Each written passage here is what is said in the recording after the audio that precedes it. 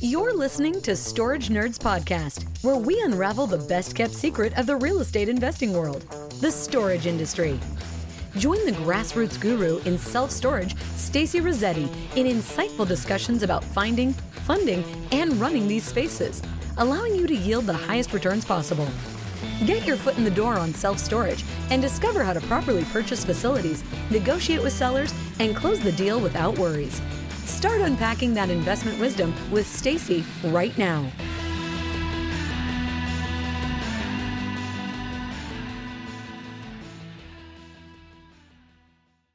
So we have a special guest that's going to come on, Rick. He's a student, and he is going to go over the facility that he just closed on in January. So, and then he's going to talk about that. How did he find it? How did he fund it? How is he running it now? So, so that's going to be really cool.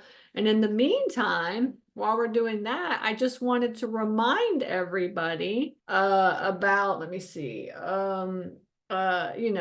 just making sure that y'all know that you can always go to staceyrossetti.com, and that's where you can find anything and everything that you need about me or about learning how, getting started and learning how to get started in investing. So in the meantime, while we're waiting for everybody to hop on, just do me a favor, please, and introduce yourself in the chat. Where are you located? And then also tell me if you own a storage facility, or if you want to wholesale a storage facility, or kind of just give me a little bit of background. And Rick, because Rick, then we all know who's on the call today, okay? But again, so if you guys have not been here before, this is your first time. I'm Stacey, and I teach people how to invest in self-storage. I've been doing this for a while. I've been investing in self-storage for 8 years. I've been investing in real estate for about maybe 12 years.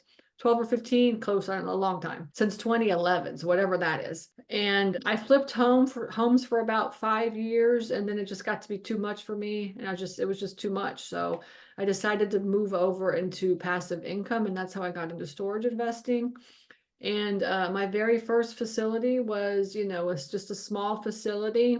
And I worked my way up, to owning, larger facilities now. And we have 16 facilities. We're in the process of selling 3 of them right now, and just kind of like offloading those. And then we're going to roll that money over into like another deal or something is what we'll do. But that's kind of it on my side. And I wanted to just let you guys know that I teach here every week.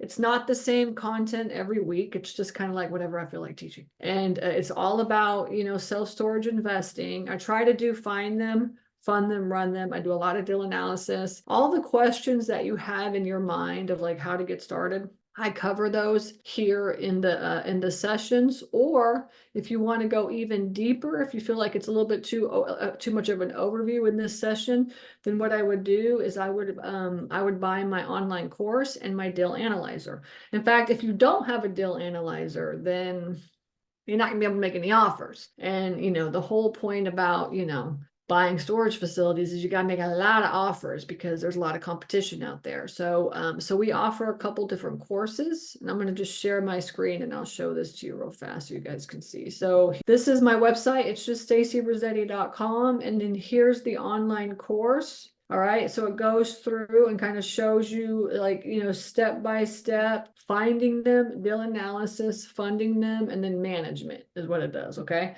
So that's kind of what that is. So that's here, that's available. And then also the deal analyzer is right here. Okay. And if you need a way to run deal analysis, then I highly, highly recommend that you get the deal analyzer. With the deal analyzer is a course that it takes you through how, step by step, how to run deal analysis on storage facilities. Okay. And so that's kind of what that is. This is what it looks like. It's an Excel spreadsheet. That's all it is, just an Excel spreadsheet, but it shows you really kind of how to use it, how to input your numbers and things like that, okay? So it's the deal analyzer. And then finally, I want to just mention that I do have a boot camp coming up, and it's right here under the boot camp page if on May 18th and 19th. And I typically only ever really let my students come to those, but this time I'm opening it up to the public. If you need help with finding money for your deals, if like you're thinking, okay, maybe I can afford one deal, but how does Stacey buy 16 of them? Then this is the boot camp for you. Okay. Because I will go through how I fund all my deals and, traditional ways, and then create like with creative deal structures, also raising private money, because I'm almost 100% privately funded. Out of all 16 deals, I have one deal that is through a bank. And I will never do that again, probably. I'm more of like a creative structure type of person. And I'm also like syndicating funds, private lenders, this kind of stuff, raising capital. So that's kind of what I get into the two-day boot camp. With the boot camp, you get access to the deal analyzer. You get the deal analyzer for free. Okay. So you could essentially, buy the course, get started now on that, and then come to the boot camp. And then within the next month, you'd be rocking and rolling. All right. Okay. All right. So that's here as well too. So, and then I offer the coaching program. Rick is from the coaching program, and it's called the Storage Nerds Coaching Program. And that's here. So if you want more information, I don't have the doors open to that right now. I don't know when I'm going to open the doors, probably maybe, sometime this year, in the next couple months, maybe or so. So make sure you get on the wait list so that you can get notified if you're interested in coaching, mentorship. And then also acquisitions is where we have, like, I have 10 virtual assistants that work for me, and they do nothing but just call owners. They do all the dirty work. So if you want to hire my team to find you a facility, which is how Rick found his team, and he'll go over how he found his deal. Turnkey acquisitions, I'm telling you, is like the best of the best, because we just hand you leads is what we do. And you get to look at all the deals. Okay, so those two are here, and you can just go through the application process to get more information on that. Okay, so that's it. I'm done with my 2 cents. So we have Rick here, and I'm going to have him just go over his deal that he just closed on. I think you guys will be pleasantly surprised about this one. And then I'm going to somehow figure out how to give you access to your... Okay, so ready, Rick, are you there? Can you turn your video on or no? Yes. Okay. Am I able to share my screen too? Yeah, you're able to share your screen. Yeah. So you're Okay, here. awesome. You're the host, so you can do everything. You just Okay. kick me out if you want to. Well, no, I better not do that. Just take over the whole. I don't need to do that. Okay. And I wouldn't want to, but thanks, Stacey. I do appreciate the opportunity to join you and the group today. It's been a really interesting journey for me over the last almost 9 months now. And so I guess I'll first tell just a little bit about myself. I grew up in Western Springs, Illinois, which is a suburb of Chicago. And I moved down to Texas. I live in Fort Worth, and I've lived in the Fort Worth area ever since I got out of college. I've been involved in the real estate business superficially. I'm a full-time CPA and have been since I got out of college as another way to try to make income. I've been involved in various real estate projects. The first one I closed on was in 1992, so a little over 30 years ago. And I had been involved in raw land, single family homes, office buildings, parking lots, all strip centers, all kinds of stuff, but never self-storage until I came across you and your program. So what attracted you to storage? So there were a lot of things, when you're involved in office buildings, which I had done many of with partners, some like big buildings in town here. And one of the things about it is if you get a new tenant who says they're ready to move in, the first thing that happens is you have to spend a fortune on all their tenant finish out, commissions, all this stuff. And then, if they move in and have a problem, all of a sudden you have a problem. And so one of my very good friends is a real estate broker here in town, and he specializes in self-storage. And I've had numerous discussions with him, and he kept telling me about self-storage. And he finally said, well, you ought to do is go on Stacey Rossetti's website. What you'll find there is a whole ton of information. And I did that nearly a year ago. And then I reached out to you and started asking you about the turnkey program, which includes the coaching and the virtual assistant program. And then I signed up for that in What attracted August. you to the turnkey acquisitions doing it versus doing it yourself? Well, because of the fact, first of all, I didn't know anything about finding these opportunities. And what your group was talking about was finding off-market opportunities. Well, anybody can go on websites and find stuff, which is typically going to be, priced at full market. Okay. But I did not know how to, or didn't have the time to do any of the turnkey type stuff, cruising for the opportunities for off market storage facilities. I didn't have the time to do that. So I thought, okay, well, we'll see what happens here. Mm-hmm.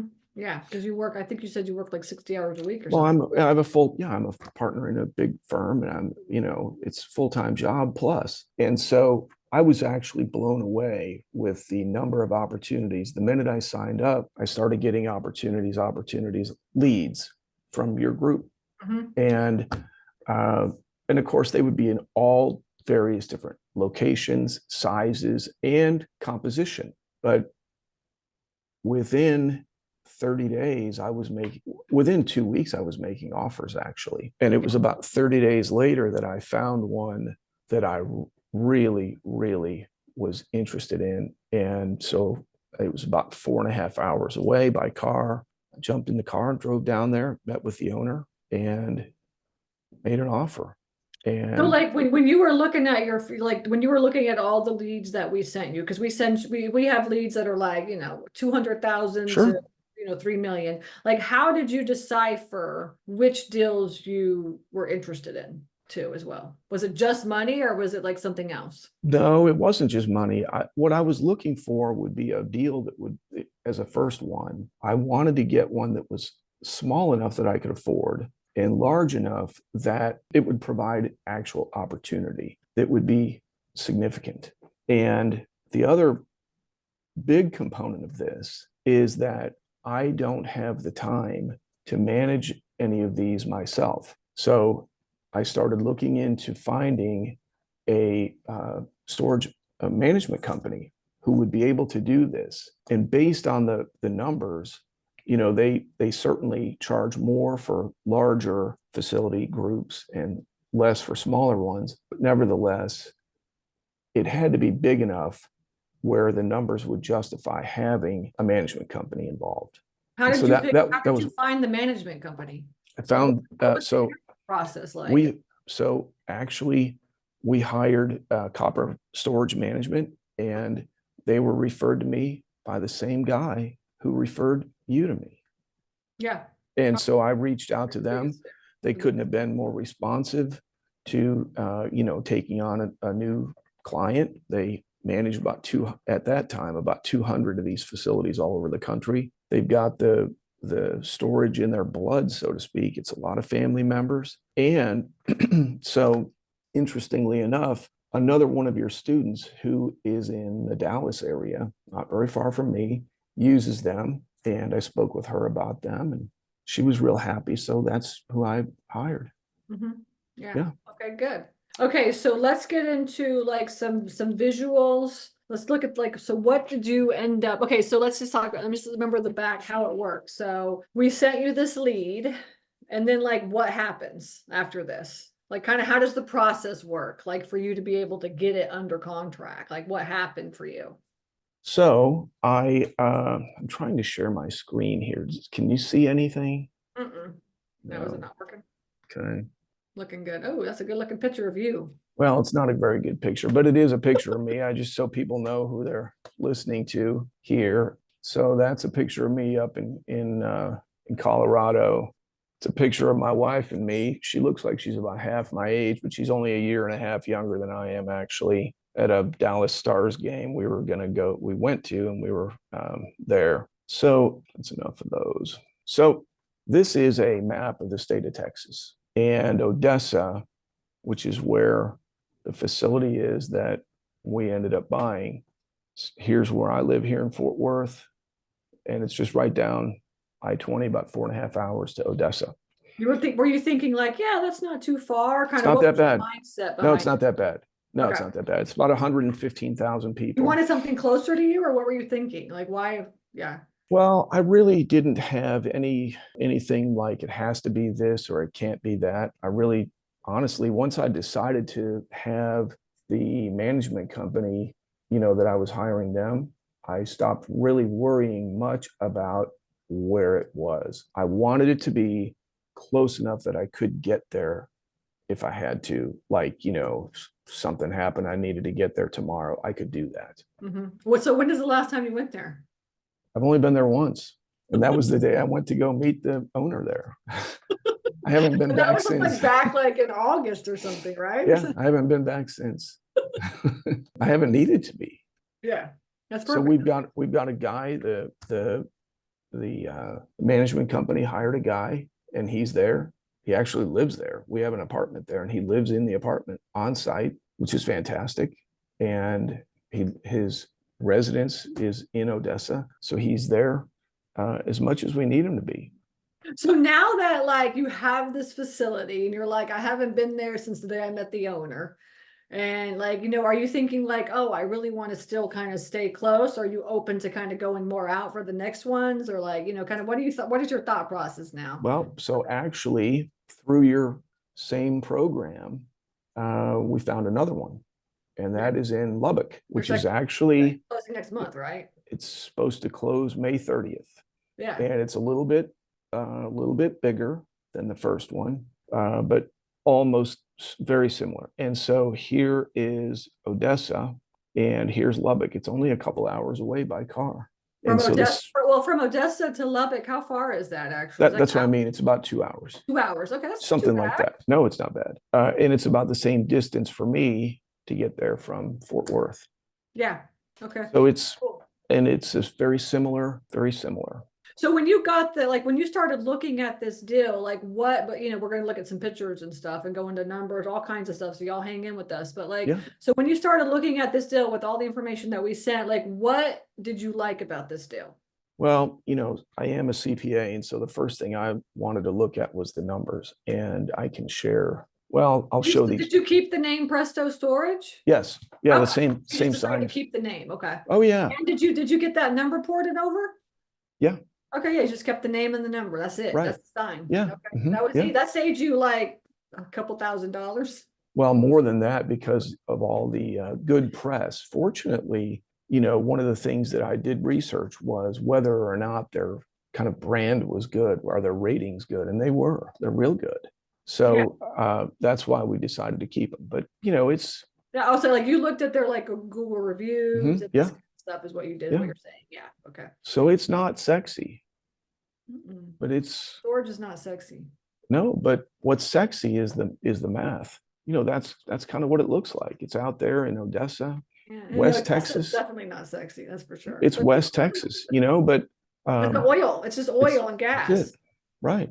Yeah. And it's doing just fine. And a lot of people travel in this area because people come in, because I have a friend that like goes and stays there for like 6 months and then goes home for a month or two or something like this. So a lot of people are traveling. So I think storage, is a necessity over there. It is. Absolutely. And this was just, when we bought it, the occupancy by square footage was right about 50%. Okay. And the people that we bought it from had bought it about 5 years before. And when they bought it, it was at 0. And they were just kind of tired. They were, ironically, the main guy in the ownership group lives about 15 minutes from me in the Dallas-Fort Worth area. Yes. And so it was far for them. They were not using an offsite management company. They were doing it themselves, and they honestly got worn out. Well, people don't realize, how much work it is to manage a storage facility. I know you and I talked to you, you were like, I had to turn the utilities on. That was like so much work, That was a lot of work. Even the utilities is like a lot of work. It's a lot of work. A lot of work. Yes. So like people don't realize how much work it is. They're like, oh yeah, I could just stick a sign up and that's it. But the truth is now, like marketing and like boots on the ground, it's like a whole thing. It's a lot. It takes a team. And I've heard, I read a bunch of books. Can you see this? Can you see this? Okay. So I've read a bunch of books, and I've, listened to podcasts all the time. And one of the phrases that I've heard used, and you've said this to me too, which is that storage is very similar to operating a retail store. There's activity happening all the time. It's not complicated. It's not any one thing is a big deal, but if left unattended, it can become a big deal. But you know, fortunately for me, I found a group that's able to take care of this stuff. So they've got a call center. We hired a guy that works there part-time, very part-time. And then they do all the collections and they do all the auctions. They use late to lean. Yeah, that's who they use. But before I went very far, well, so real fast before you start this, yes. Oh, sure. what is the square footage and the number of units? Because I know. Okay. Yep. It's 309 units, which includes 4 offices, small offices. Okay. And it's just under 50,000 square feet. And it's 2 different locations. One has 83 storage units, and the other one has all the offices and all the rest of the stuff. Okay. And they're about 7 miles apart. Okay. And they're all pretty old. They've been built anywhere between 1960 and 1985. When you were looking at the office space too, like, was there anything that, because I know they're just like, well, it's like basically a building with like 4 office spaces, right? Yeah. Yep. And so was there anything that stuck out, like maybe during due diligence, or like anything you were like, let me look at this? Because I know you already had kind of like experience with this, but. What stuck out to me was opportunity. Okay. There was tons of opportunity. If you have the office spaces rented? 3 of them were rented. One was the office that was kind of used as the office there, the storage, office. Okay, so yes, one has moved out since then, since we bought it, but that was because they didn't think they needed to pay their rent. And the other one, so we have 2 that are available for rent now. But okay, so even the office space, you're also going to rent that. Oh yeah, oh for sure. What are y'all doing to find tenants for that? So the company, the Copper, has do they help with that too? Oh, very much so. Okay. Absolutely. So when we acquired it, the rent roll, like if everybody in a month paid, it would be about 17,000. And that has gone up about $2,000 a month. So I'm going to show a rent roll. Yeah. So that's so when he was looking at this, it was making $17,000 a month. 17,000 was the so that's kind of that was the numbers. Just so everybody knows, it was making 17,000. He's going to go over the numbers and show you kind of how he. So it was about $204,000 a year of gross revenue, money taken in, and then they had expenses and stuff, and note payments and things like that, which is what I figured here. So when I was looking at this pro forma, we figured. These are kind of what we thought, and so we paid 2.3 million for it. Okay. Yeah. And so we did some bank financing, and we did secondary financing there. So we ended up borrowing 85% total, and one primary note, which was an SBA loan, and then another one for 10%. And so it was about $480,000 of equity put in. And if everything goes well, we may have to fund a little bit more. I put in $60,000 of extra to float it for the first 6 months, and it may end you put that in like when you close on a loan? They said let's just put an escrow in. I did. It wasn't really escrow. It was just money that I put in. That's kind of SBA kind of does ask for that too, just so everybody knows. Like sometimes SBA is like, hey, let's just put a little bit extra in. They didn't actually. They didn't ask me to do that. To do it or what? Okay. Yeah. Yep. So actually real fast, let's go through this. So you have the income for year 1 is roughly going to be around 250 or 260. That was the goal. That's the goal. Okay. Yes, this is the pro forma year 1. And then really it's not like we have to have astronomical, huge gains. These are really actually not terribly, they're not terribly actually huge. That's just really increasing occupancy because you're at 50% full. So you're like, okay, maybe this year I'm 50% or 60%, and then 70%. That's right. Yeah. And then you're also increasing rates at the same time. Yeah. And this is something that you and Copper talk about, on a regular basis, is when should I increase the rates and things. Actually, like that. They just reach out to me and tell me. They just tell you, okay, we think we have an opportunity here. They did it. Yeah. Okay. So as of really, so we closed January 2nd, and starting in April, they were getting 15% increases on almost all of them. Not all, but most. A lot of them. The previous ones. And then they tried to figure out what the prices were for like all the empty. Yeah, that's right. Yeah. Okay, so and then you have like, let's just talk about this so like maintenance, staffing. So is that the price that you pay to Copper? So Copper for these facilities is is 2,600 a month. Mhm. And then, of course, there are, some add-ons. We're paying for advertising. We're paying, we pay separately for other things, which are pass-through expenses that they have. We have the boots on the ground guy. Yeah, boots on the ground. But, none of those expenses, the only really one that is kind of incremental is the 2,600 of management, because we'd have to be paying for all these other ones anyway. Mhm, mhm, mhm. Uh, How does the marketing work? Like, do you just say, look, your budget is this per month? yes.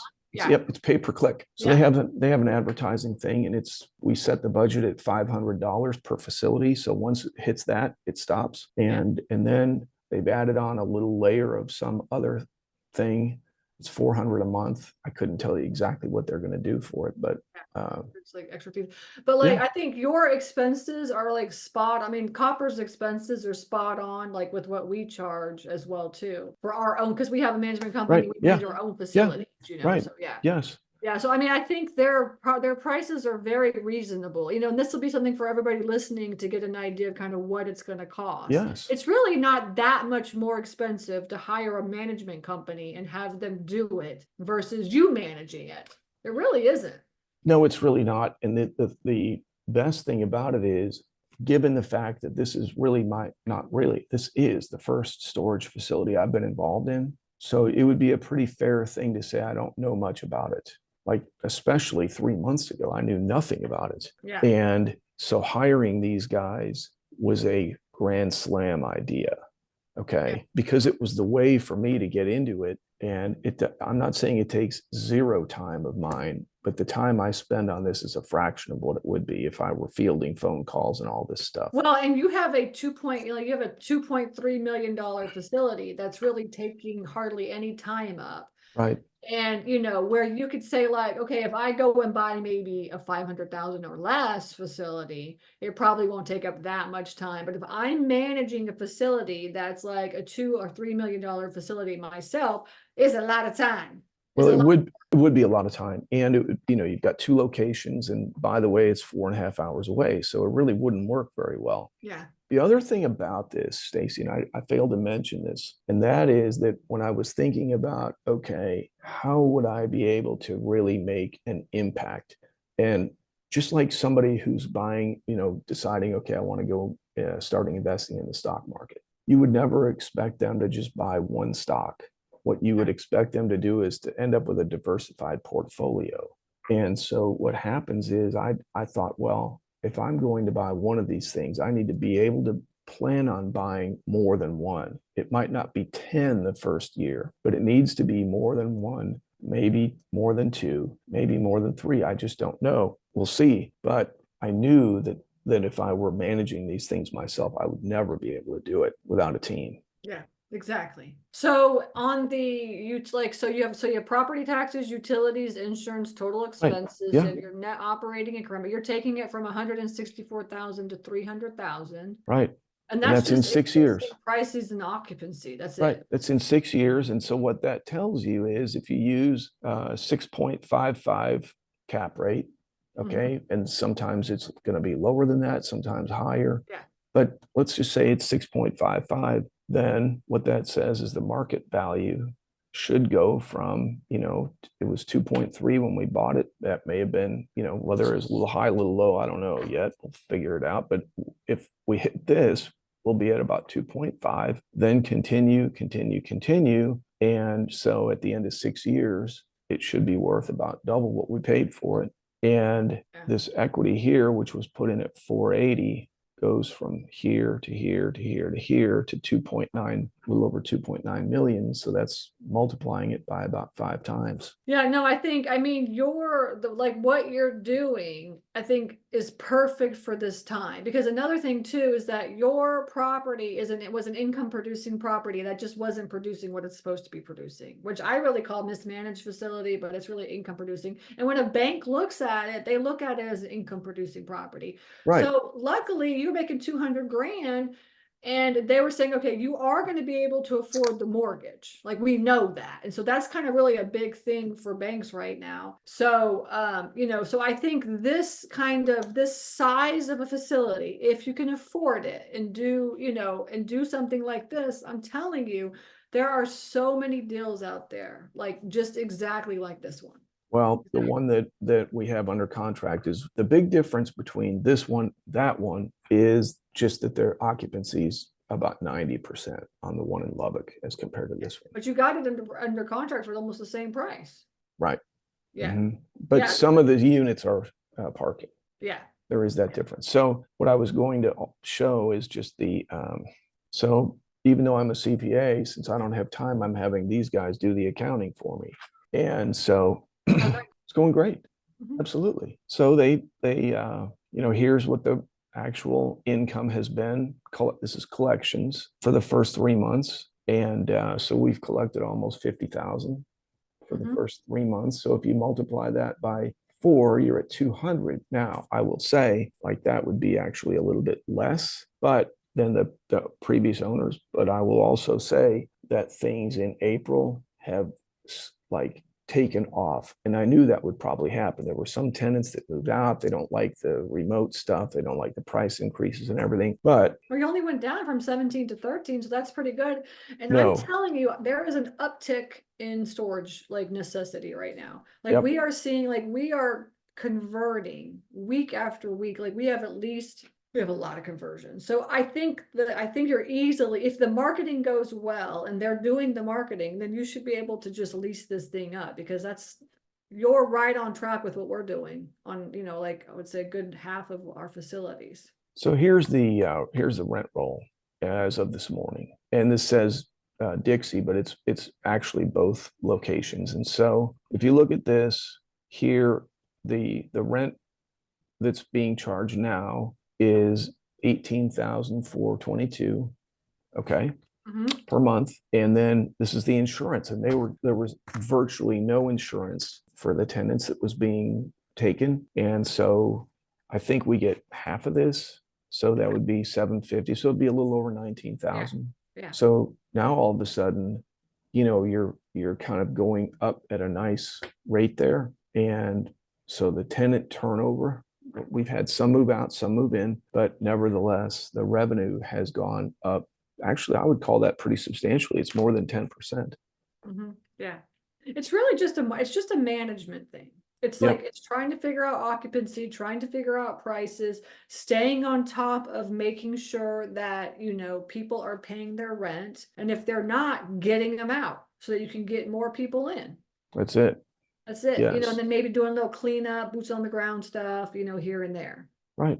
That's it. That's basically the gist of it, Now, you're using, this is storage, right? Yes. So how did you choose a storage? It was chosen for me. It was who Copper uses. Copper's like, just use storage, just do that. They use storage, yeah. So I pay a subscription for that. I don't know how much it is. It's not very much, but it's not much. And it's a fantastic program. And ironically, that was the same program that the sellers were using. So the transition was really pretty easy. Now, what is it like working with Copper? Like, and this is like any type of third management. Like, do you have like weekly meetings or monthly meetings? Like, how do you kind of keep up on what they're doing? So actually, I can stop sharing my screen. Actually, we meet whenever is necessary. We have a scheduled meeting. I have a scheduled meeting. I have a customer service guy, okay? And he's kind of my main point of contact. And we meet once a month for about 30 or 45 minutes.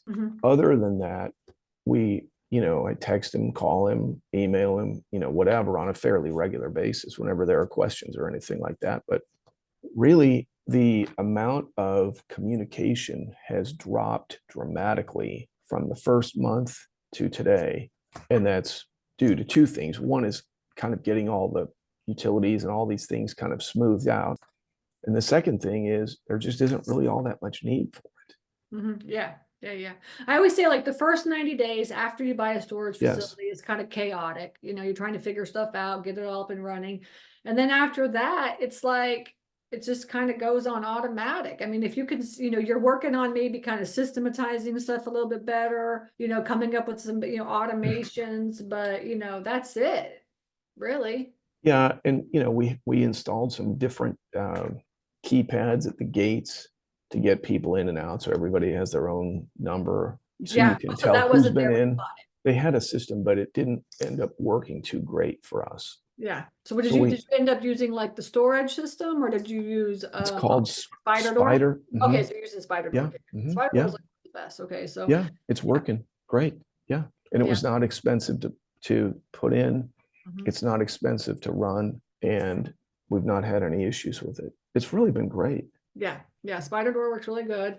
Okay, so Yeah. now you have like, so you have this one, and then now you have another one almost just like this one, a little bit bigger, under contract. You're going to close on that in May, and then it's going to take you another 90 days or so to get that up and running. Right.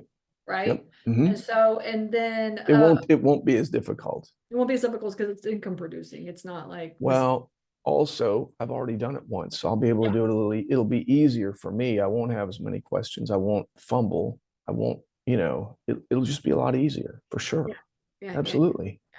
And so then what is your like, and then after that, you're thinking like, okay, maybe one more for the end of the year, or what is your thought process on this? Well, I'm already looking at a couple more, so that certainly wouldn't be out of the question. Yeah. Like once you figure it out, once you get it down, you Right. just take everything off. It's like, that's the whole Right. point. Is like your time is freed up. Like actually you're in turnkey acquisition, so you don't even have to look for deals. Like they're Right. just handed to you. They're handed. You have like money, you have lender, like that's a good lender. And then you have like a management company that's like managing That's everything. it. I said, like, this is like as passive as you can get. It's pretty passive. It's good. That's what it should be.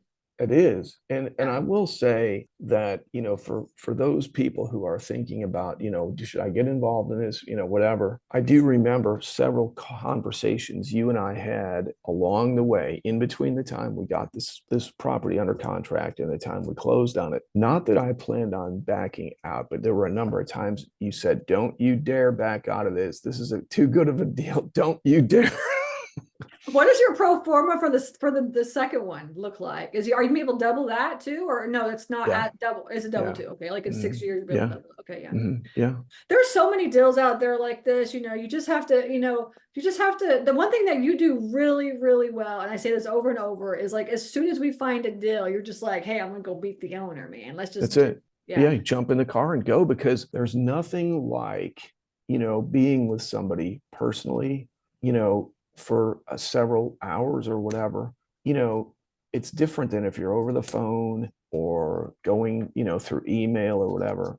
Personal touch, personal experience, and letting people know you care, you're excited, you're interested, all these things. There's no better way to do it than drive 4.5 hours and get there and make it happen. Yeah. And the other thing is that if it's such a great deal, it's going to be gone. Somebody else is going to figure this out too. Yeah, I mean, I'm telling you, all the deals that I have, I just like, as soon as I see it's a good deal, I'm like, let me just go over there and meet the owner. Go. Because they can't say no to your face. That's another thing too, is like, they'll negotiate maybe a little bit, but they're not going to be like, no, I'm not going to work with you. Like, you suck. You're a horrible person. Like, they're not going to do that. So what they do is end up just kind of working with you a little bit better. No question about it. Yeah. So the folks that we ended up buying the property in Odessa from couldn't have been more accommodating. Couldn't have been any nicer. It worked out great. Yeah. Absolutely. And exactly. Same thing is going on. Owners are just like us. Right. They're just like regular people. They are regular people. Absolutely. Yeah. Nice people. Yeah, they're nice. Okay, good. All right. So you're doing a great job. I look forward to seeing what else you're doing, looking at. And so finally, the last thing I just wanted to ask is just so now you're a storage nerd, you're in storage nerd. So overall, like, what is your thought of storage nerds? What did you get out of it? The coaching side and the turnkey acquisitions, so everybody kind of has an idea. Well, so what I have found is that, essentially anytime I need to talk, I jump on there, set up an appointment, and get on a Teams Zoom call, just like this with you. It has worked out fantastic in terms of accessibility to you, Stacey, in terms of your being helpful. You and your team have been tremendously helpful the whole time, really, since I first got on my first call with you. Yeah. So, and then that's about you and the program, and then your support team has been fantastic as well. Yeah. So I actually have been pretty much of a walking billboard for for the Storage Nerds group, because it's Good. been fantastic. It's been a fantastic experience. And, you know, you guys, if it hadn't been for you, I wouldn't have found either of these. Right? That's Yeah. it. It's Yeah, a team it's just that effort. simple. If you are willing to, talk to owners and go look at deals, I mean, it's not difficult, and put No. offers in. It's not difficult. Yeah. No. Now, I've made some that got rejected. I have called people who have not been interested in talking very much. Yeah. So that's okay. That's part of it. That's what I you would- do really well too, though, is you're like, let me just talk to the owner. Yeah, talk to them. They're not going to bite A lot of you. people are scared of, talking to them. No. But the truth is that, they're just like us. Yeah. And especially if it's somebody who wants to sell, then it's Yeah. even better. Right? Yeah. I mean, if they're open to just talking or meeting, Yes. I said, just go for it. For sure. It's Yeah. a learning experience anyways. What I have found is that the people that we bought the Odessa group from, they've been extremely helpful to me since we bought it. I would expect the people in Lubbock to be the same way, extremely helpful after we buy it. Yeah. I have no doubt I've made friends that I'll have for a long time. Yeah. I still am in contact with, the guy from Odessa, even though he lives right here. Yeah. Well, I think you're on the right path. So he bought like a $2.3 million facility. He got an SBA loan. He only had to put 15% down with some fees and some escrow and stuff like this is what he did. And he got a fixed rate as well too. A lot of people are really nervous about SBA loans because like they're worried that they're variable rates, and a lot of them are very variable rates, but there are fixed rates out there as well too. So, you need to make sure, like, if this is something that you're interested in, all you have to do is find the right lender. So you should be like, you're going to be finding deals, talking to owners, putting offers in, talking to lenders, and then also, figuring out how you're going to manage the facility. Those are really kind of the pieces. That's exactly You got right. to put all that together. Is what you have to do. Well, I appreciate you hanging out with us today. Hey, thank you so much, Stacey. Yes. I Awesome. appreciate it. I Thank appreciate you. everybody else. Thank you for listening as well too. And I'm here. If you guys need anything, goes email questions@staceyrossetti.com and we'll answer all your questions. Okay. All right. Thank you, Rick. Take care, everybody. Okay. Thank you all. All right. Bye-bye. Bye-bye. Thank you for joining us for this episode of Storage Nerds. Hope this informative conversation inspired you to go out there and jump into this highly profitable business venture that people rarely talk about. Get more tips on storage space investing at www.staceyrossetti.com. Don't forget to subscribe to the show and leave a rating. Together, let's build that thriving passive income one storage space at a time. Until next time.